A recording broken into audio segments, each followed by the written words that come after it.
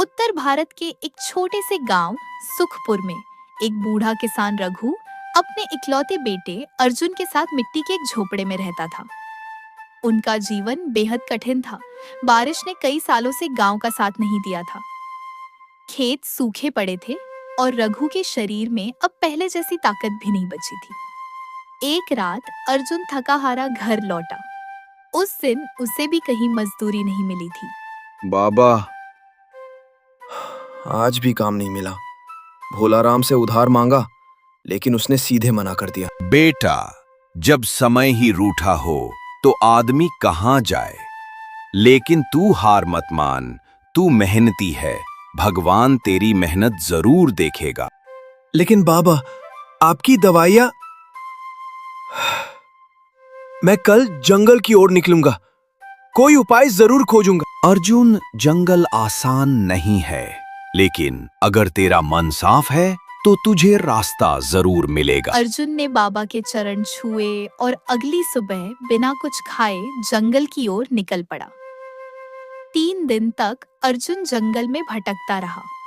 कभी झरनों से पानी पीता, कभी जड़ी बूटी खोजता। चौथे दिन वह एक पहाड़ी गुफा तक पहुंचा, जहां से घोड़े की दर्द भरी चीख सुनाई दी। ये कैसी आवाज है?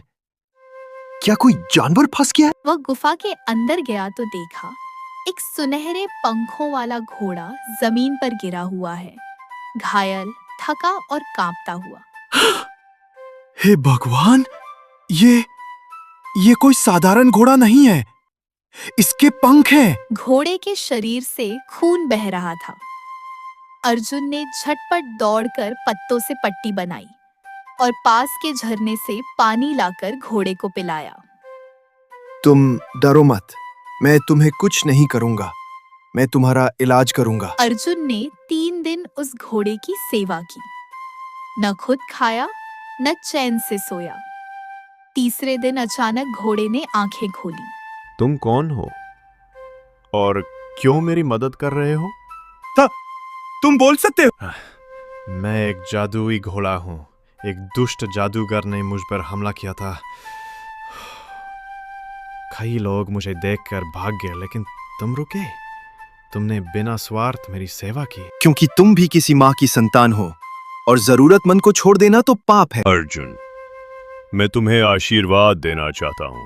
बोलो, क्या चाहते हो? कुछ नहीं, बस मेरा बाबा फिर से हंस सके और मेरा गांव फिर से अनाज से भर जाए। तुम सच्चे दिल वाले हो। ये लो, ये 3 बीज हैं। इन्हें अपने गांव की भूमि में बो देना। लेकिन याद रहे, इन बीजों को बोते समय मन में लालच, घमंड या हिंसा का कोई भाव नहीं होना चाहिए, वरना सारी फसल राख बन जाएगी। अर्जुन ने वो बीज संभाले और नम आंखों से घोड़े को अलविदा कहा। जब अर्जुन गांव लौटा, लोग हैरान रह गए। अरे, अर्जुन लौट आया। इसका तो कुछ पता नहीं था। लगता है भगवान ने भेजा है। अर्जुन ने मंदिर के पीछे की खाली जमीन को चुना और वहां बीज बो दिए। कुछ ही घंटों में जमीन से एक सुनहरी रोशनी फूटने लगी। देखते ही देखते वहां हरे भरे पेड़, अनाज, फलों के बाग उगाया। बेटा अर्जुन, तू तो सच में चमत्कार लेकर आया है। भगवान, तुझ जैसा बेटा सबके नसीब में लिखे। गांव का जमींदार भोलाराम, जो हमेशा गरीबों को तुच्छ समझता था, ये सब देखकर जल उठा। एक गरीब लड़के की इतनी इज्जत! ये बीज कहाँ से लाया? मुझे भी चाहिए। उसने अर्जुन की झोपड़ी में चोरी से घुसकर एक बीज चुरा लिया और अपने खेत में बो दिया। अगले दिन वहां से काले बादल उठे, आग की लपटें निकली और उसकी सारी जमीन जल गई। हाय, मेरा सब कुछ खत्म हो गया। देखा, अर्जुन ने चेताया था, लेकिन तू नहीं माना। अब अर्जुन ने बचे हुए 2 बीज पूरे गांव में बांट दिए, लेकिन साथ में एक वचन लिया। ये बीज भगवान का वरदान है, इनका उपयोग केवल दूसरों की भलाई के लिए होगा। गांव के खेत लहलहा उठे, भूख और गरीबी भाग गई।